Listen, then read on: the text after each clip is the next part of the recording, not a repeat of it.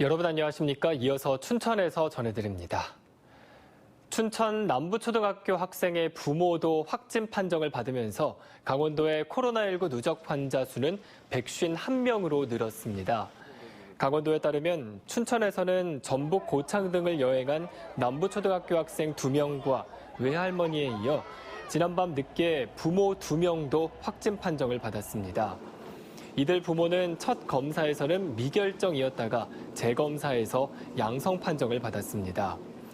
강원도는 이번 주가 중대 고비라며 가급적 집에 머물고 외출할 경우 마스크를 꼭 착용해달라고 당부했습니다. 강원도교육청은 코로나19 지역 감염 확산에 따라 내일부터 9월 11일까지 학교 밀집도 최소화 조치를 강화하기로 했습니다. 이번 조치에 따라 유초 중학교는 등교 인원 3분의 1 유지, 고등학교는 3분의 2 이내를 유지하고 고3의 등교 수업 여부는 학교 자율로 결정하도록 했습니다. 다만 전교생 60명 이하의 소규모 학교는 전교생 등교나 분산 등교 여부를 학교 자율로 결정할 수 있습니다.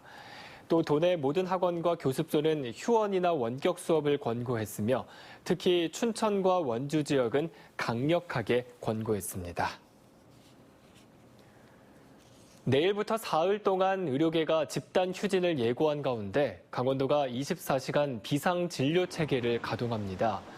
강원도는 시군보건소와 의료원 등 26개 공공의료기관에서 응급 환자와 대량 환자 발생에 대비한 24시간 비상진료 체계를 운영한다고 밝혔습니다. 진료 가능한 의료기관은 중앙응급의료센터 홈페이지나 스마트폰 응급의료정보 제공 앱, 그리고 시군보건소 등을 통해 확인할 수 있습니다. 이 기간 동안에는 의료기관 방문 전에 진료 여부를 전화로 확인해야 합니다. 춘천시 의회가 의암호 선박 전복 사고와 관련해 행정 사무조사에 나섭니다. 춘천시 의회는 어제 304회 임시회에서 시의원 7명으로 의암호 선박 사고 등에 관한 행정 사무조사 특별위원회 구성을 의결했습니다. 연말까지 운영되는 특별위원회는 사고 원인 규명과 문제점을 파악하고 재발 방지와 향후 대책을 마련하게 됩니다. 사고는 지난 6일 오전 의암댐 상부 500m 지점에서 발생해 1명은 구조되고 5명은 숨진 채 발견됐으며 실종자 1명에 대한 수색 작업이 진행되고 있습니다. 행정안전부는 철원에 이어 화천과 양구, 인제군을 특별 재난지역으로 선포했습니다.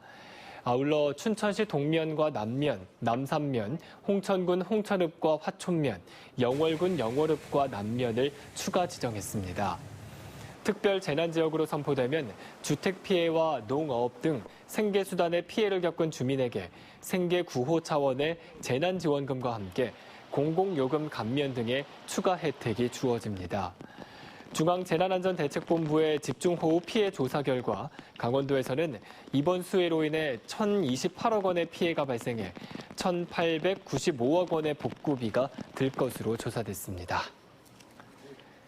강원도가 본 예산과 1, 2차 추경으로 인한 3,400억 원의 지방채 발행을 앞두고 5,824억 원을 증액하는 3차 추경 예산을 편성했습니다.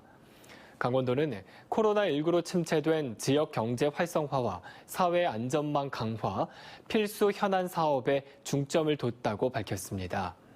주요 사업으로는 지역사랑 상품권 발행에 116억 원, 플라이강원 운항 장려금 30억 원, 춘천 수열에너지 융복합 클러스터 구축 15억 원 등입니다.